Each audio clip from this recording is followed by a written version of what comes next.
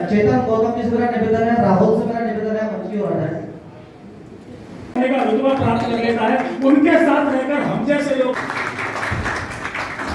भैया अरे जिन कान्हा ने दुष्ट दलों से सबके प्राण बचाए, जिन कान्हा ने दुष्ट दलों से सबके प्राण बचाए, वे खुद अपने प्राण बचाने इस धरती पर आए।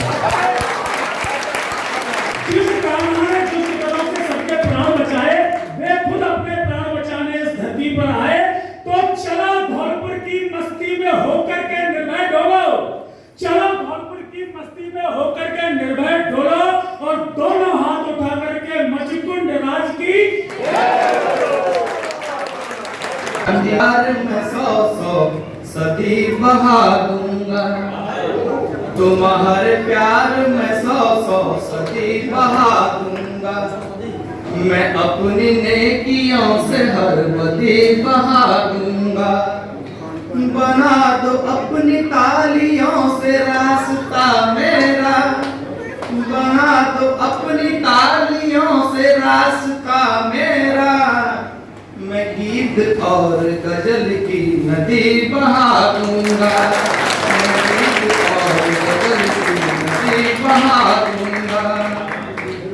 और देखिए मेरे यहाँ पीछे इतने बड़े बड़े लोग बैठे, मैं माटी का ढेर, मुझ में भी बस ऐसे लोग हैं जो कि मेरे व्यक्तिगत आमंत्रण पर भी आए हैं, वो कभी मुझे सुन नहीं पाते, यहाँ पे आज उपस्थित है तो मेरा इसलिए कुछ मैं निवेदन करना चाहता हूँ, सीधे अपनी बात पर आता हूँ। अभी भारत और पाकिस्तान का वर्ल्ड कप का मैच चल रहा था, लास्ट ओवर अर्शदीप सिंह फेंक रहे थे पाकिस्तान, और लास्ट ओवर में बनाने के लिए 17 रन चाहिए थे। पाकिस्तान के न्यूज चैनल पर पाकिस्तान का खिलाड़ी आता है पुराना कामरान कमकल, क्या बात, नाम तो उसका अकमल है पर उसकी हरकतें कमकल वाली है। वो कहता है 17 रन भले ही चाहिए पर बन जाएंगे क्योंकि सरदार बॉल फेंक रहा है, 12 बजे हैं। उसने अपनी घटिया सोच का प्रदर्शन किया, अपनी दो कौड़ी की सोच का, और सरदार कौम का मजाक उड़ाया। हमारे लिए अति सम्मानित दादा मंच पर उपस्थित है, लेकिन 12 बजने का मतलब क्या होता है? अरे जिस समय नादिर शाह, मोहम्मद शाह जैसे नपुंसक बादशाह के टाइम में दिल्ली को पद दलित करके तख्ते ताउस करोड़ों की दौलत और 18,000 लड़कियों को लूट कर लेकर जा रहा था, उन्होंने जब रक्षा की अपील की तो जस्सा सिंह अहलूवालिया के नेतृत्व में रात के 12 बजे सरदार थे जिन्होंने की उन महिलाओं की रक्षा की थी। जब तुम सैनिक ये पूछते थे कि 12 बज गए क्या, तो दूसरा कहता था कि जब 12 बजेंगे तो हमें पता चल जाएगा, क्योंकि जस्सा सिंह अहलूवालिया है वो हमारे कच्चे गीले हो जाएंगे। ब्रज को लेकर पूरे देश में जाता हूँ, खड़ी में भी पढ़ता हूँ, लेकिन क्योंकि केवल हम छोटी सी भूमिका का निर्वहन कर रहे हैं, ऐसे देश के दुश्मनों से कहना चाहता हूँ ब्रज में कि जैसे जरासंध को चीर दे तो भीमसेन, जैसे जरासंध को चीर दे तो भीमसेन काट बीच को परशुराम कह जाते हैं, और जैसे बजाते तो बजा। इतना मजबूर न करके बात बनाने लग जाएं, हम तेरे सर की कसम झूठ ही खाने लग जाएं, और मैं जो अपनी जवानी के सुना दूं किससे, ये जो लौंडे हैं मेरे पांव दबाने लग जाएं। तो रोचकता बनी रहे। मैं एक ऐसे अग्नि धर्म बताऊं आपके सम्मान में, ओज की कविता की आवश्यकता क्यों है कि चंदन बरदाई डिंगल में ना दोहा छंद सुनाते तो पृथ्वीराज चौहान से गौरी की गर्दन कटवाता। चंदन बरदाई डिंगल में ना दोहा छंद सुनाते तो पृथ्वीराज चौहान से गौरी की गर्दन कटवाता कौन? और भूषण वीर शिवा की नसरत में अंगार नहीं भरते, भूषण वीर शिवा की नसरत में अंगार नहीं भरते, औरंगजेब से आता ताई को घुटनों पर लाता कौन? और कौन लड़ाता राणा को अकबर की भीषण सेना से? गिरे हुए गांडीव धनुष को अर्जुन से उड़वाता कौन? ओज कभी यदि चीख चीख मंदिर पर बात नहीं करते, ओज कभी यदि चीख चीख मंदिर पर बात नहीं करते, तो अवधपुरी में राम लला के मंदिर को बनवाता कौन?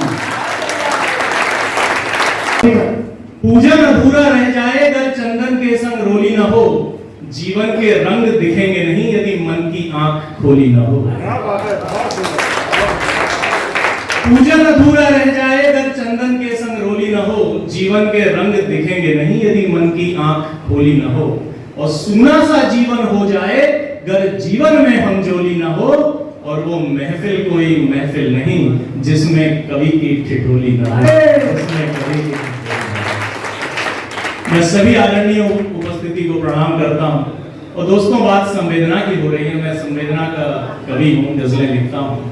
और एक बात कहना चाहूंगा कि अगर आप कान से नहीं दिल से सुनकर जाएंगे तो ये सारे कवि आपके दिल में उतर जाएंगे, सारे कवि तो मैं चाहता हूं कान से नहीं दिल से सुनिएगा। और खासकर जो गजल होती है वो इशारों में बात करती है, तो उसे तो और ज्यादा संवेदना की जरूरत होती है। दोस्तों, ये संवेदना बड़ी अद्भुत चीज है। ये संवेदना ही पशु से हमें मानव बनाती है, अन्यथा हम भी पशु होते। तो दो पंक्तियां इस संवेदना के नाम कि दर्द किसी का लिया नहीं है, प्यार किसी से हुआ नहीं है। वाह भी दर्द किसी का लिया नहीं है, प्यार किसी से हुआ नहीं है। इस पूरी टीम को पहले तो नमन करना। इसकी को संवारने वाले पुत्र कहाँ होंगे? पवन, पदम, प्रियकांत, तीनों ही संभ्रांत। कमाल है। मैं तो भाई साहब इनका माहौल देख के कविताएं भूल गया, सच बता रहा हूं। खुशबू जी, संस्कारों की खुशबू मुझे यहीं मिली, साक्षात खुशबू देखी। मेरे जिंदगी में बहुत मंच किए पर ऐसा मंच नहीं देखा जहाँ साक्षात ही खुशबू हो। ये पहला मंच है, मैं नमन करता हूँ इस मंच को। ये हमारे धौलपुर की खुशबू है जो कि पूरे भारत में हमारे धौलपुर की सुगंध फैला रही है। मैं बहुत बहुत क्या बात है, प्रणाम करता हूँ भाई। और ये संचालक ने जिस भारी बेइज्जती से मुझे बुलाया है, मैं इसको ही प्रणाम करता हूँ। अब घर की बात में भारे लाई जाती है, बताओ क्या जरूरत थी सबको सार्वजनिक करने की? हम घर में क्या कर रहे हैं? प्राण पुण्य पुण्य जागने लगे,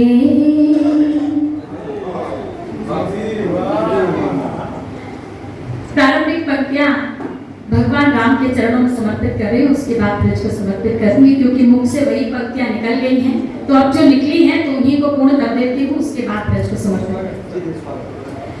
प्राणवान धाम हो गए, भाव सत्य प्रीत हो गया। प्राणवान धाम हो गए, भाव सत्य प्रीत हो गया।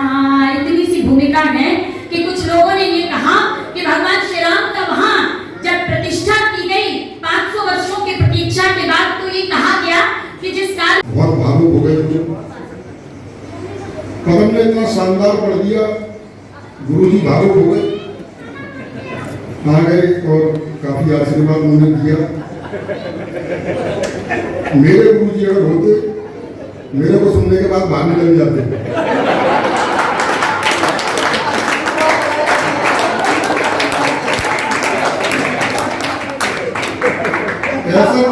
ऐसा नहीं है, मैं थोड़ी देर आपका मन लगाना चाहता हूँ। कार्यक्रम काफी ऊंचाई पे पहुंच गया है,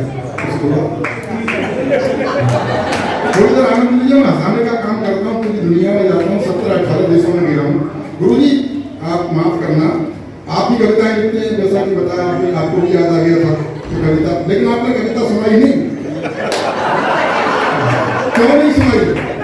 गुरु गुरु होता है, मुझे पता है, चेला ज्यादा बन गया, पीट देगा। हृदय से आभार व्यक्त करता हूँ, बहुत समय नहीं लूंगा। देखिए, बड़ी विडंबना हो जाती है जब कार्यक्रम में पहले ही समय खराब हो जाए और इतने अच्छे कवि उपस्थित हों और श्रोता को भी लगता है कि समय भी हो और सबको सुन भी रहे और समय से चले भी जाए, लेकिन ऐसा होता है। मेरा निवेदन है, आप थोड़ा सा समझौता करें, लेकिन आप अवश्य कुछ लेके जाएंगे। मैं भी बातें नहीं बनाऊंगा। बहुत ही अति विशिष्ट मंच है। आदरणीय प्रताप फौजदार जी मंच पर आसीन है, आदरणीय रमेश मुस्कान, आदरणीय रविंद्र रवि जी, राजीव गांधी जी, डॉक्टर रुचि चतुर्वेदी, मोहित सक्सेना, राकेश भाई, योगाचार्य के चरणों में निवेदन करता हूँ। और अपने हृदय में अपनी माँ को याद कीजिए। ये 4 पंक्तियां कभी गलत नहीं हो सकती कि प्रेम का किरदार बौना हो नहीं सकता, प्रेम का किरदार बौना हो नहीं सकता, प्रीत सा बहुमूल्य सोना हो नहीं सकता, कीमती से कीमती बिस्तर पर सो लेना, माँ के आंचल सा बिछोना हो जाए। कीमती से कीमती बिस्तर पर सो लेना, माँ के आंचल सा बिछोना हो नहीं सकता। और पूजनीय पिताजी की याद में कार्यक्रम है। 4 पंक्तियां पिता क्या होते हैं कि सुबह के जागते हम पर हमें पर शाम होते हैं। हमारे जो आते वरिष्ठ भी उनको समर्पित करता हूँ कि सुबह के जागते हम पर हमें पर शाम करते हैं। मिले सपनों के घर हमको बड़े ही काम करते हैं। हमें मखमल का बिस्तर दे, सभी कांटों को चुन लेते, कमाई जिंदगी भर की हमारे नाम करते। हमें मखमल का बिस्तर दे, सभी कांटों को चुन लेते, कमाई जिंदगी भर की हमारे नाम करते हैं। और मेरे युवा साथी यहाँ उपस्थित है। मैं देश के अलग अलग विश्वविद्यालय में जाता हूँ, 4 पंक्तियां हमेशा कहता हूँ कि दमकते रेशमी बालों को याद रखना।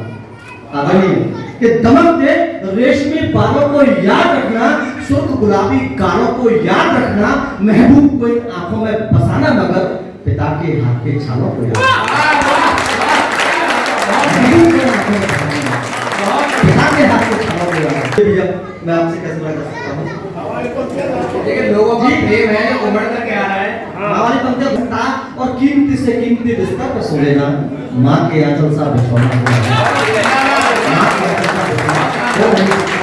देखिए कहने को बहुत कुछ है। इन कवियों को यहाँ पर आमंत्रित किया गया, बड़ी एक कहीं कमी हुई है। आज ये महफिल संजोई गई है, आपको आमंत्रित किया गया। कवि समाज का दर्पण होते हैं, कवि की आवश्यकता क्यों पड़ती है? मैं 4 पंक्तियों में निवेदित करता हूँ कि क्या कमी हुई है कि बिखरे रिश्तों को जोड़े वो अक्ष नहीं मिलता। पहले कोई भी परेशानी घर में हुआ करती थी दादा, तो वो सारे परेशानियां घर में बड़े बुजुर्ग सुलझा दिया करते थे, लेकिन आज वो सारे मामले न्यायालय में जाकर सुलझाए जाते हैं। तब पंक्तियां निवेदित करता हूँ कि बिखरे रिश्तों को जोड़े वो अक्ष नहीं मिलता, सच को धारण करने वाला पक्ष नहीं मिलता, और रास आ गए हैं हमको अब कैक्टस गमलों में, तुलसी का बिरवा पीपल का वृक्ष नहीं मिलता।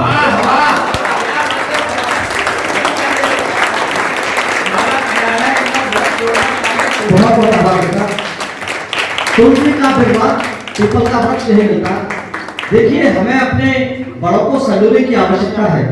ऐसा ना हो कि जब वो विदा हो जाए तब उनकी याद में हम बड़े बड़े भोज और तर्पण करें। माफ कीजिएगा, इस सांस्कारिक मंच से बात कहता हूं कि जो जीते जी अपने माँ बाप की सेवा ना करें, उन्हें उनके श्राद्ध का भी संस्कार करता हूं कि सही सूरत को दिखलाए तो उस दर्पण से क्या होगा, सही सूरत को दिखलाए तो उस दर्पण से क्या होगा, नमो सद्भाव पुष्पों में उन्हें दर्पण से क्या होगा। कभी माँ बाप के बीमार पानी तक नहीं पूछा, खिलाकर खीर पूरी श्राद्ध में दर्पण से क्या होगा, खिलाकर खीर पूरी श्राद्ध में दर्पण से क्या होगा, खिलाकर खीर पूरी श्राद्ध में दर्पण से क्या होगा। और हत्या निवेदित करता हूँ। देखिए अक्सर ये कहा जाता है कि कविता ऐसे ही हो जाती है। मैं कहता हूँ कविता पीड़ा से होती है, कविता वेदना से होती है। एक वृद्धाश्रम में जाने का हमें अवसर मिला। कार्यक्रम के पश्चात कुछ वृद्धा हमारे पास आए और अपना मोबाइल देके हमसे कहते हैं कि कवियों की बात सब मानते हैं, हमारे बच्चों को फोन करके कह दो कि हमें ले जाए। बड़ी पीड़ा होती है। तब ऐसे बच्चों को 4 पंक्तियां इस मंच से कहता हूं कि जग जाने से स्वप्न न टूटे तो सोना ज्यादा अच्छा है। जग जाने से स्वप्न न टूटे तो सोना ज्यादा अच्छा है। दिल जब भी भारी हो जाए तो रोना ज्यादा अच्छा है। और जिनके करके माता पिता की आंखों में आंसू आ जाए, ऐसे बच्चों के होने से ना होना, ऐसे बच्चों के होने से, ऐसे बच्चों के होने से ना होना। कभी केवल समस्या बता दे और चला जाए, ये उसकी जिम्मेदारी नहीं है। जिम्मेदारी ये है कि उसका निराकरण कैसे हो। मैं 4 पंक्तियों में आपके धौलपुर का बेटा पूरे देश में अपनी बात रखता है। अगर आपको लगे मैंने सही समाधान दिया है तो मुझे आशीर्वाद दीजिएगा। आज क्या होता है, माता पिता बच्चों के साथ रहना चाहते हैं, बच्चों ने रखना नहीं चाहते और उनके बच्चे उनको रखना नहीं चाहते। 4 पंक्तियों में समाधान देता हूं कि आप स्वर्ग के सभी फलों को इसी धरा पर चख लेंगे। आप स्वर्ग के सभी फलों को इसी धरा पर चख लेंगे। आपके आचरणों के बादल कड़ी धूप को ढक लेंगे और अपने बूढ़े माता पिता को जो हृदय में रख पाए, आपके बच्चे स्वयं आपको सर आंखों पर अपने बूढ़े माता पिता को जो हृदय में रख पाए, आपके बच्चे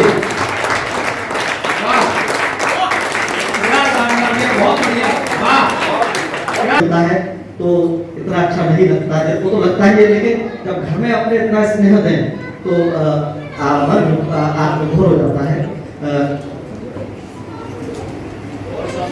बहुत बढ़िया भैया, बहुत मैं अच्छा बहुत पढ़ा। संक्षिप्त में अपने कार्यपाठ का अंत करता हूँ और कुछ पंक्तियां आपके बीच में निवेदित करता हूँ। बड़ी पीड़ा होती है जब कहीं से समाचार मिलता है कि हमारे घर हमारी कोई बेटी, जिसके कई सारे टुकड़े किसी ब्रीफ केस में मिलते हैं, तब अपनी बेटियों से संवाद करता हूँ। 4 पंक्तियों में कहता हूँ कि माँ सीता के हरण का होना देव नियोजित इच्छा थी। माँ सीता के हरण का होना देव नियोजित इच्छा थी। राम कथा के उन पाठों में बड़ी जरूरी शिक्षा थी। माँ सीता से भूल हुई जो तुम इस बात नहीं करना। माँ सीता से भूल हुई तो तुम इस बात नहीं करना। स्वर्ण मृगों के मोह पाश में कुल की हार नहीं करना और वेश बदल कर तुमको ठगने फिर से रावण आए तो मर्यादा की लक्ष्मण का तुमको ठगने फिर से रावण आए मर्यादा की लक्ष्मण का हरगिज पार नहीं करता। और 4 पंक्तियों में अपनी माँ से संवाद करना चाहता हूँ। अक्सर माँ को पहला गुरु कहते हैं, लेकिन पहला गुरु होने से काम नहीं बनेगा, उस जिम्मेदारी का निर्वहन करना पड़ेगा। पंक्तियां निवेदित करता हूँ कि मीठे फल देने वाले बीजों को बोना पड़ता है। मीठे फल देने वाले बीजों को बोना पड़ता है। लोहे को सोना करने पारसा होना पड़ता है। और संस्कारों को देने में माता जब भी सो जाती है, चक्रव्यूह की चालों में बेटे को खोना। संस्कारों को बोलना माता जब भी सो जाती है, चक्रव्यूह की चालों में बेटे को खोना पड़ता है। और एक दो मुक्तक और मैं मातृभूमि की बात भी करूंगा, कुछ 1-2 मुक्तक रखकर अपने स्थान। मेरा निवेदन है कि रामायण में कुछ गलत लिख दिया तुलसीदास ने। मैं कहता हूं कि आप तुलसीदास पे टिप्पणी कर रहे हो। तुलसीदास जी कहते थे कि तुलसी जिनके मुखन थे धोखे हूं निकसत राम, ताके पग की पग तरी मेरे तन को चाह। अपनी चमड़ी की जूते तुलसीदास में पहनाने तैयार है और आप तुलसीदास पे आक्षेप लगाते हो। मैं 4 पंक्तियां कहता हूं कि राजनीति का खेले खेले ना जाने रघुराई को। राजनीति का खेले खेले ना जाने रघुराई को। अरे इत्र दिया और चक्कर देखा लानत इस चतुराई को। और केवट प्रेम को जान सके नमाज शबरी को पढ़ते हैं। इनके मन कैसे समझेंगे मानस की? इनके मन कैसे समझेंगे मानस की?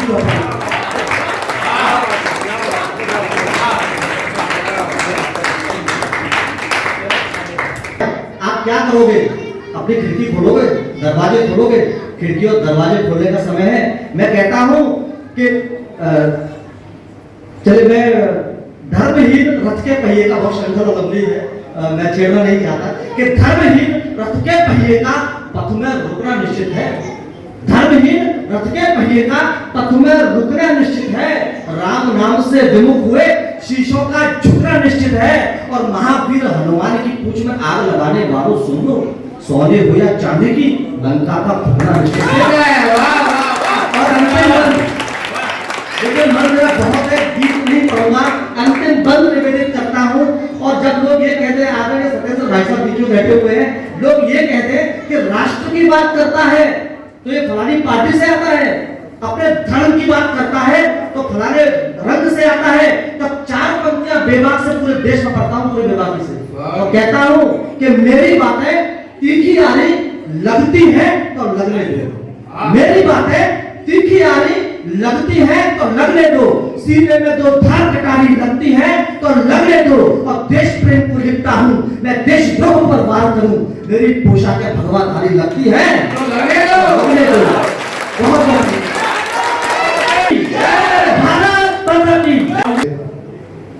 वर्तमान वकील साहब कुछ टिप्पणी कर रहे हैं।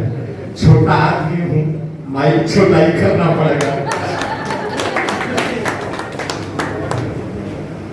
यशस्वी मंच को प्रणाम करता हूं। मेरे शहर के हीरे मोती, महनीय शासन और प्रशासन और राजनीति के लोग, संगठन के लोग यहाँ बैठे हुए हैं।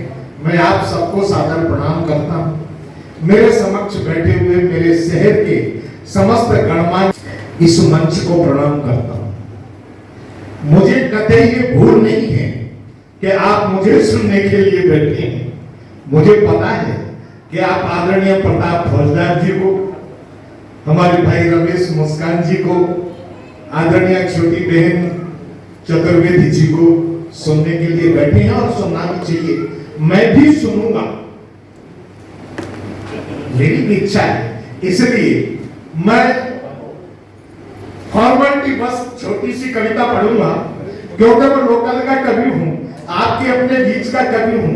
मैं पदम भैया को जो है धन्यवाद देता हूँ कि इस मंच पर बुला करके कम से कम मेरा मान बढ़ाया है। ये तो आपका बचपन है। पदम भैया और अब तो वे लोग हैं जो कि आपके सामने। आदरणीय गौतम जी जो गोलोक वासी हैं, मैं उन्हें श्रद्धा सुमन अर्पित करता हूँ और अपनी चंद पंक्तियां यहाँ से मैं शुरू करता हूँ, जो मेरी शुरू से आदत रही है, जिस बंद से शुरू करता हूँ, निवेदन करता हूँ कि हनुमान निज रूप भूल नहीं जाए कहीं, हनुमान निज रूप भूल नहीं जाए कहीं, जामवंत काव्यक्रांति काम करता हूँ मैं, गीत और गजल गा के आपको रिझाता किंतु सरहद पे लड़े वो जाम भरता हूँ मैं। काम दे दे के तिरंगे की पढ़ाई सन, ऐसे नौजवानों पे गुमान करता हूँ मैं, और आन बान देश का गुमान नौजवान तू ही बार बार आपको प्रणाम।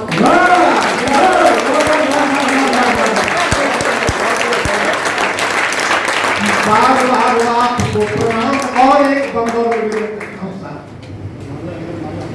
कि अब तू चुनौती हमें भूल के भी दे, अपनी औकात पे धीरे धीरे आ रहा। अब तू चुनौती हमें भूल के भी देना नहीं, वरना हमारी वो जवानी जाग जाएगी। माँ के बक्ष से लिपट अमृत जो पिया सुन, लोरियों में सुनी वो कहानी जाग जाएगी।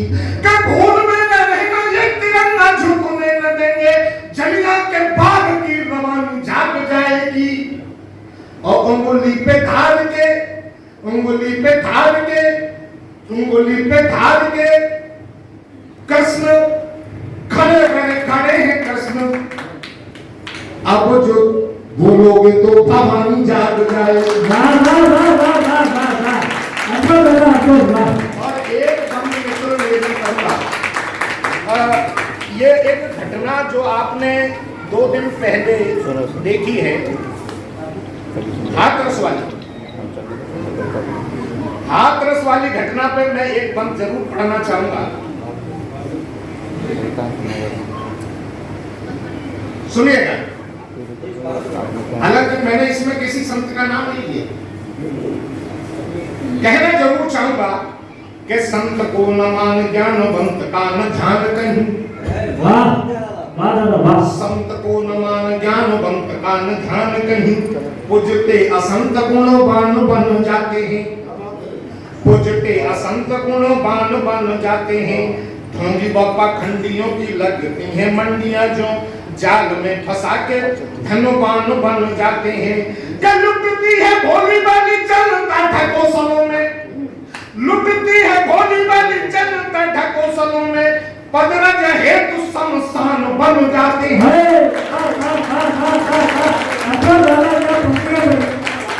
लुटती है भोली वाली जनता ढकोसलों में, पदरज हेतु समस्थान बन जाते हैं। श्रद्धा का खुमार शीश पे चढ़ाए इतना कि दुष्ट दुराचारी भगवान बन।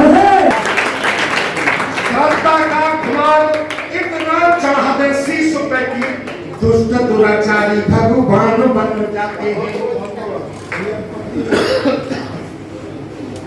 और आइए कविता निवेदन करता हूँ। हालांकि उसको पीछे भूल जाता हूँ, कविता तो पुरानी है कि अपने निर्धारित टाइम में ही आपको सुना दूं। मैं ज्यादा देर नहीं पढ़ूंगा, आपके प्राण नहीं पीऊंगा। दरअसल क्या है कि हम आप लोगों को सुनना चाहते हैं, आपको ज्यादा से ज्यादा आपका उपयोग करना चाहिए। सुनिएगा कि अब तो आंखें खोल, अगर आप सुनना पारासर जी, ये आप ही से संबंधित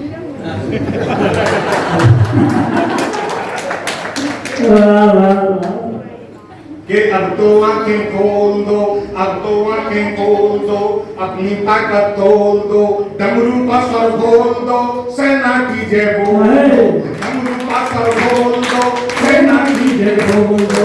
राम लखन के बिना साधना विश्वामित्र अधूरी है, राम लखन के बिना साधना विश्वामित्र अधूरी है। अहिरा बनकर दुश्मन का मरना बहुत जरूरी है। नहीं रहे आतंकवाद की ढिकली सी मर जाने को, एक बार सिर तांडव करती सेना को मर जाने को, एक बार सिर तांडव करती सेना को मर जाने को। अब तो आंखें खोल दो, अपनी ताकत खोल दो, अब तो आंखें खोल दो। हमने पाठ प्रेम का दुनिया वालों को सिखलाया है, हमने पाठ प्रेम का दुनिया वालों को सिखलाया है। हमने जीवन जीने का पथ भी सबको दिखलाया है। हमारे देश के लोग जितने भी विदेशों में रहते हैं और जहां जहां रहते हैं उस देश को हिंदुस्तान बना दिया, क्योंकि प्रेम करना केवल भारत सिखा सकता है। वाह वाह, क्या टिप्पणी है दादा, बहुत अच्छी बात कही है, अद्भुत है। हमने पाठ प्रेम का दुनिया वालों को दिखलाया है, हमने जीवन जीने का पथ भी सबको दिखलाया है। हमने सारी दुनिया से जा जाकर हाथ मिलाया है। और लोग कहते हैं तो वो तो विदेश में घूमता फिरता है, जबकि हमने सब लोगों को जो दुश्मन थे उनको भी मित्र बना दिया। बिल्कुल, वाह वाह वाह। हमने सारी दुनिया से जा जाकर हाथ मिलाया है, हमने सारी दुनिया से जा जाकर हाथ मिलाया है, हमने सारी दुनिया से जा जाकर हाथ मिलाया है। हमने कदम बढ़ाकर अन्न को अपने गले लगाया है, हमने अग्रसेन बुद्ध की वाणी को बरसाया है, हमने कृष्ण कन्हैया की बंसी का स्वर लहराया है, हमने महावीर स्वामी के उपदेशों को गाया है। तुमने श्वेत कपूरों को भी मार मार के खाया,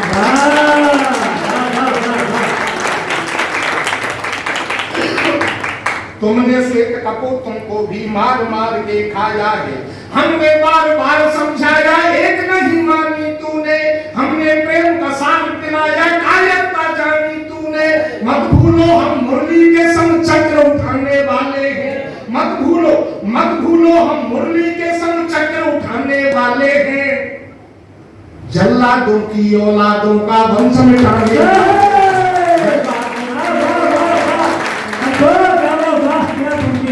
जल्लादों की औलादों का वंश मिटाने वाले हैं। हम हमीद के पथगामी असफाकुल्ला गढ़ जाने दो, एक बार सिर तांडव करती सेना को बढ़ जाने दो। अब तो आंखें खोल दो, अपनी ताकत तोल दो, अब तो आंखें खोल। और तुमने देखा होगा कि हम जब शांतिपूर्वक निकल रहे हैं और हमारे ऊपर कोई हमला करे तो कैसा लगेगा? सोते हुए जवानों पर हमला कर खींच निकाली थी, कायरता की देख। और क्या किया था? भुगतान काट करके फेंक दिए थे। शर्म आनी चाहिए उन लोगों को। तब कहना चाहता हूं, सोते हुए जवानों और हमारा देश दुश्मन के सर को भी सम्मान के साथ हिंदुस्तान के अंदर दफनाता है, कभी लेने नहीं जाता है। तस्वीर मान रहे हो? नहीं, आजकल सरकारों को ऐसे ही फेंका जा रहा है। यार नहीं मानो तो देख लो, 10 साल तक कुर्सी पे बैठाए रखा, पर उसको एहसास नहीं होने दिया कि तू प्रधानमंत्री है।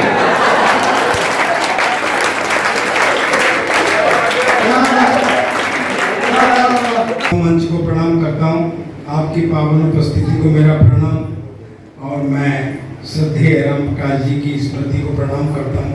माँ के चरणों में अपना ढोक देता हूँ। मेरा नंबर बड़ी मुश्किल से आया, वो शुरू से ही शुरू हुआ।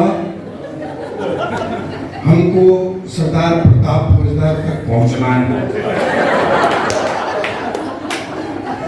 दादा को सुनना है, इसको सुन लो, फिर वो सुनाया जाएगा। हमको दादा को सुनना है, इसको सुन लो।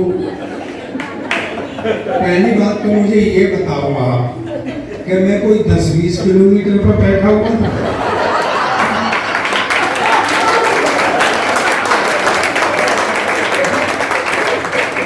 दादा को सुनना, इसको सुनो। इसने एक शब्दार दिखा के कितना माल बेच लिया। बैठ जा तू। कोई कह रहा है मैं गीत सुनाऊंगा, कोई गजल सुनाऊंगा, कोई अभी हमारी भी सुन लो यार। मैं हमें काहे के लिए, देखने के लिए बुलाया है। ये सेम उस तरीके से है, कभी आप रेलवे स्टेशन पे जाना तो वो एक होता है, पारा सर जी मैं आपको प्रणाम करता हूँ। पारा सर मेरे पुरोहित हैं, मैं जो कुछ भी कहूँ आप ताली बजाते रहना।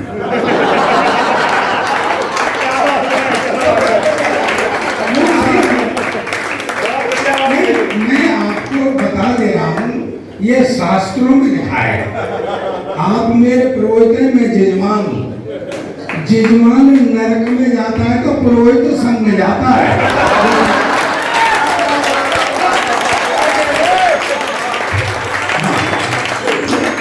इसलिए जो मैं करूं वो करते रहना। मैं खुशबू जी को प्रणाम करता हूँ। आप इतनी देर से बैठी रही, 3 बार उन्होंने आपको सभापति कहा। नहीं, मुझे भी थोड़ा सा ऐसा लगा कि जब आप पति बनेंगी तो इन पतियों का क्या होगा।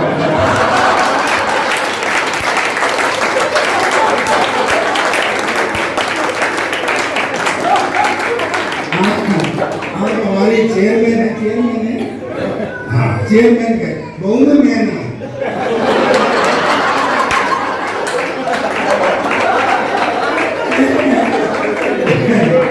लगते गुरु वही तो गई राज इनका ये मैं प्रणाम आपकी उपस्थिति को करता हूँ। और आपने अभी जब भाषण दे रही थी आप, तो एक शरद उत्सव की बात कर रही थी, मैं उसमें कभी नहीं आया।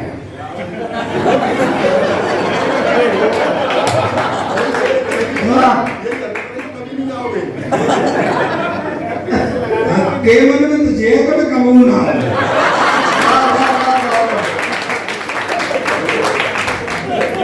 आप इतनी देर तक बैठे रहे, बड़ा अच्छा लगा। पदम मुझे पहली बार जब मिला, कई मंच इसने मेरे साथ साझा किए।